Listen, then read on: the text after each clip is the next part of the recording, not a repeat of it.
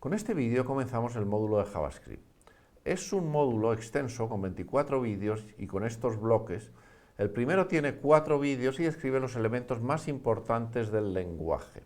Hay que conocerlos bien para poder entender luego el resto de los bloques donde se describen ya las diversas partes de JavaScript.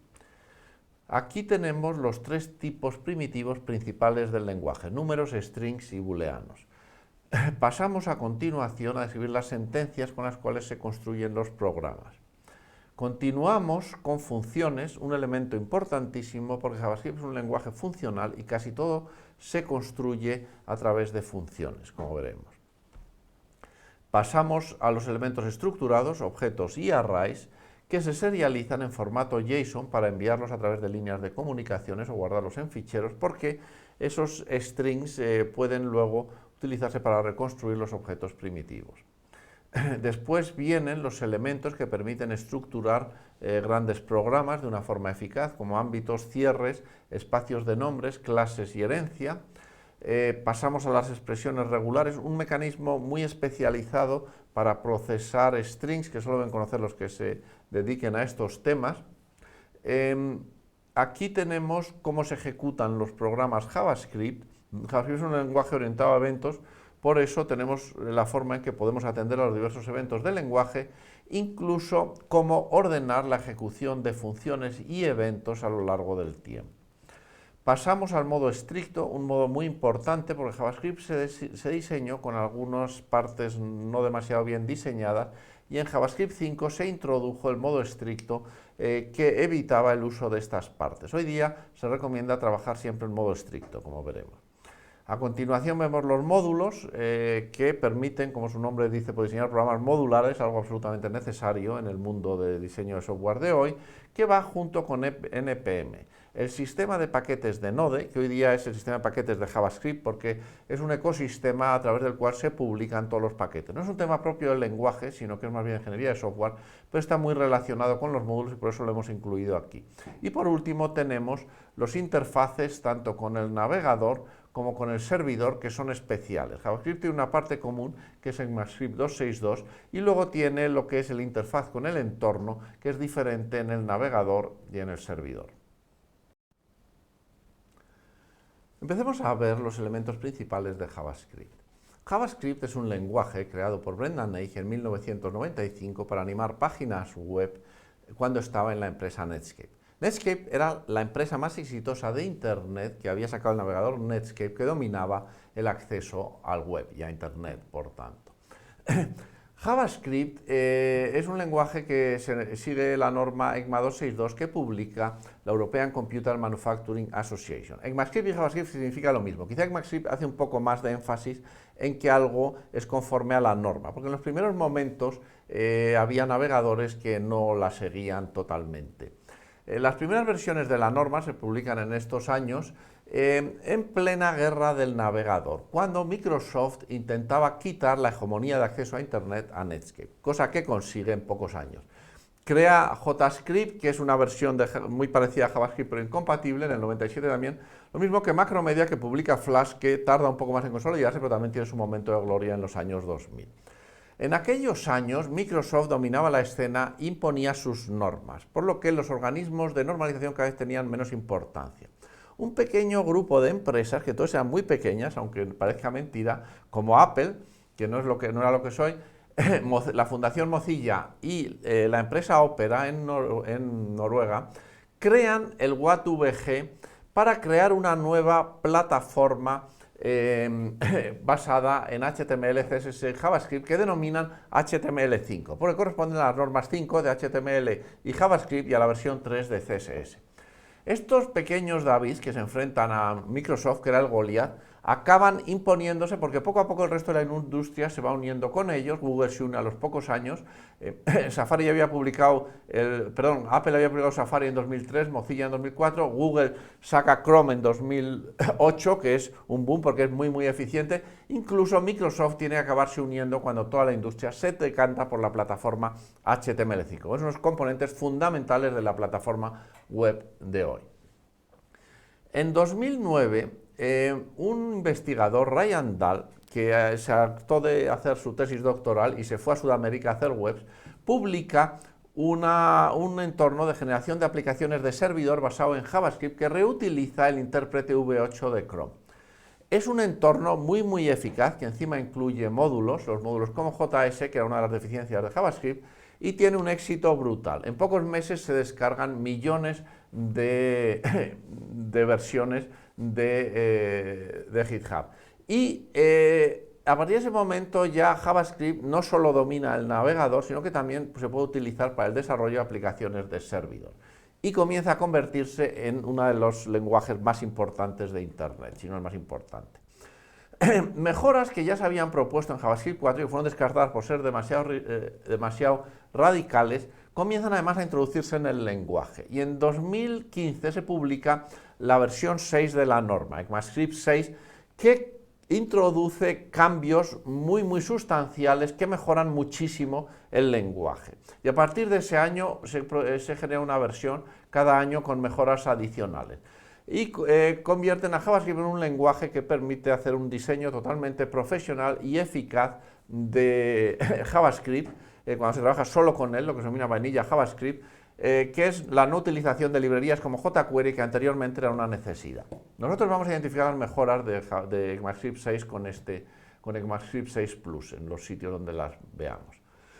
JavaScript es hoy ya un lenguaje potente, eficaz, que permite hacer una programación totalmente profesional. Tiene algunas partes malas que quedan de estos primeros tiempos, que Douglas Crawford, un fantástico programador, identifica perfectamente en su libro JavaScript The Good Parts, que también describe las bad parts, y que yo os recomendaría leer a todos los que tengáis interés en hacer una buena programación en JavaScript. Hoy día, al programa de JavaScript solo hay que utilizar las good parts, es lo que nosotros enseñamos aquí en este curso, y ya incluso las herramientas como Sublime, Visual Studio Code o WebStorm alertan cuando uno está editando un programa si mete algo que está dentro de las bad parts, para que seamos conscientes y no lo introduzcamos. Para trabajar con las good parts hay que utilizar siempre el strict mode, que se introduce en JavaScript 5, pero que hoy día ya es prácticamente obligatorio, porque se puede poner opcionalmente en algunas partes de los programas JavaScript, en los scripts tradicionales, pero los módulos y las clases de JavaScript 6, que va a ser lo que se va a utilizar en el futuro, lo imponen, y por lo tanto todo el mundo va a trabajar en modo estricto. Aquí se describe para los que tengáis interés en ver los detalles. JavaScript tiene hoy día dos partes muy diferenciadas. Una es el lenguaje, que se rige por la norma ECMA 262 y que es similar en todos los entornos donde se ejecuta JavaScript, especialmente en el cliente y el navegador. Y el servidor. En el cliente tenemos los objetos window y document, que es lo que se denomina la interfaz con el entorno, que son los que dan acceso a la página web que estamos viendo para que el programa JavaScript pueda interaccionar con nosotros. Mientras que, por ejemplo, en el servidor no hay página HTML, lo que hay es un proceso de sistema operativo que se está ejecutando y que da acceso a los diversos recursos del servidor en el que, bueno, pues está ejecutando esa aplicación de servidor. Y ese se accede a través de los objetos global y process, que es lo que constituye, pues, el entorno de ejecución en ese nuevo contexto. Y así para cualquiera de los contextos que existen.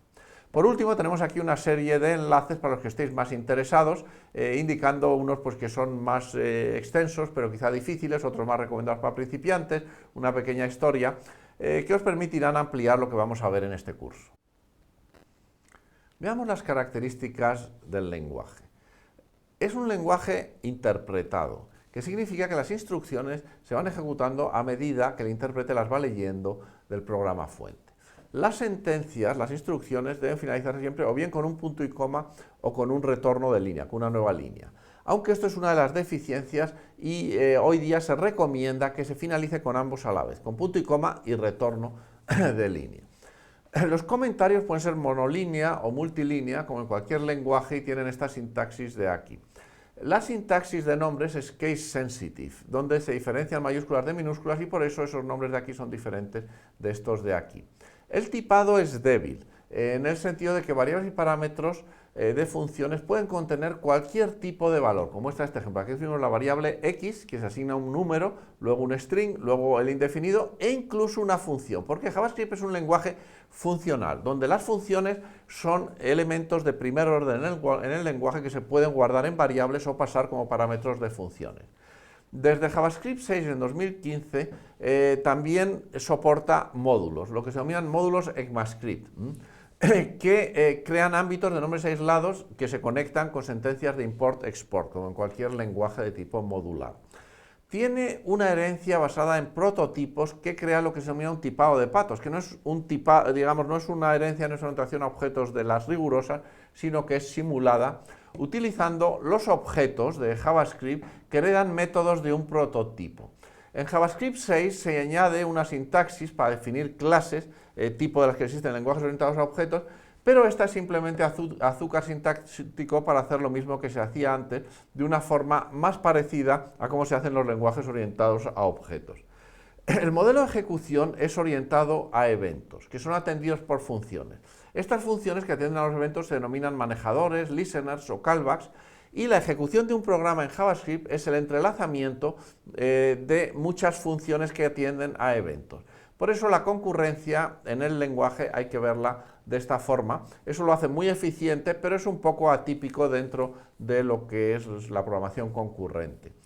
Desde JavaScript 6 existen promesas que permiten controlar el orden de ejecución temporal, en fin, el orden en que se van ejecutando las funciones, y son muy útiles para hacer programas correctos porque además soportan espera pasiva y mantienen la eficiencia del lenguaje. Y por eso pues, es un elemento importante que resaltamos aquí y que hay que utilizar cuando uno programa. Por último tenemos los paquetes. Los paquetes es un tema de ingeniería de software, de cómo se distribuye el software, pero está muy relacionado con los módulos y con el lenguaje. El que utiliza JavaScript es NPM, el Node Package Manager, que se desarrolló para Node, pero que hoy día se utiliza para cualquier programa JavaScript normalmente, incluso para programas escritos en otros lenguajes. Es la plataforma estándar para distribuir paquetes que recomendamos utilizar en todos los casos. JavaScript tiene dos tipos de valores, los que pertenecen a los tipos primitivos y los objetos. Los valores que pertenecen a alguno de estos tipos son valores básicos, los números, los strings con cadenas de texto, los booleanos, indefinido o nulo, los símbolos y los enteros grandes que no vamos a ver, que se manejan todos ellos por valor, lo que significa que cuando los guardamos en una variable o los pasamos a una función como parámetro, guardamos el valor directamente. Luego tenemos los objetos, que son elementos estructurados que se crean por agregación de valores que se guardan en propiedades, que son muy similares a variables. Y estos se manejan por referencia. Cuando se guardan en una variable o se pasan como parámetro, lo que se guarda es un puntero, que apunta a una zona de memoria donde está el valor agregado de verdad, que normalmente ocupa mucho tamaño, y por eso se manejan por referencia. Si se copian a otra variable, pues son dos punteros que apuntan a la misma zona, y esto tiene fuertes implicaciones en la forma en que tenemos que programar. Los objetos, además de ser valores estructurados o agregados, definen una jerarquía de clases que tienen la raíz, como es obvio, en la clase Object, que es la que contiene todos los objetos, y de la cual derivan la clase de todos los arrays, de las fechas, de las funciones, de las expresiones regulares y muchas otras más. Los literales son las sintaxis, las expresiones sintácticas que ofrece JavaScript para representar de una forma clara, concisa y legible los distintos valores que maneja el lenguaje directamente. Por ejemplo, puede representar números tal y como se representan en matemáticas, incluso puede representar infinito, menos infinito y el not a number, una cosa que no es un número, con n a n, valores hexadecimales, binarios y octales, strings, que son cadenas de caracteres delimitadas por comillas o apóstrofe, donde incluso podemos tener textos en cualquiera de las lenguas soportadas por Unicode, los valores true y false, undefined o null para los valores todavía no definidos, símbolos y begin no lo vamos a ver, y dentro de los objetos tenemos literales para 4 clases. Para los objetos, que son agregaciones de propiedades con valores contenidos de esas propiedades que se definen delimitando, digamos, estos pares separados por 2 puntos de nombre de propiedad valor con estas llaves que vemos aquí. Los arrays, que son secuencias de valores indexables, lo mismo, se puede representar una lista de valores delimitada por corchetes y con eso tenemos un array, son formas muy compactas y claras de construirlos. y muy eficientes en el lenguaje. Luego tenemos las expresiones regulares, que son más complejas y veremos en temas futuros, y las funciones, que tienen también varias formas de representarse o de definirse. El operador typeof nos permite saber a qué tipo primitivo pertenece un determinado valor. Nos devuelve un string con el nombre del tipo primitivo. Si es number, si es string, si es booleano, si es un defined, si es un objeto. Hay una excepción. Si es una función, devuelve function. Porque es un lenguaje funcional donde las funciones juegan un papel muy importante, y de esta forma con typeof podemos saber enseguida si un valor es una función o no. Hay un error aquí de las bad parts que queda en el lenguaje, que no se ha podido quitar, pero que tiene muy poco impacto, y es que cuando lo aplicamos a null nos devuelve object, porque null se definió inicialmente como el objeto nulo, pero hoy día no tiene sentido diferenciar entre tipo primitivo nulo, que es un defined, y objeto nulo, y por eso ambos, un defined y null, se tratan como elementos similares en la mayoría de los programas.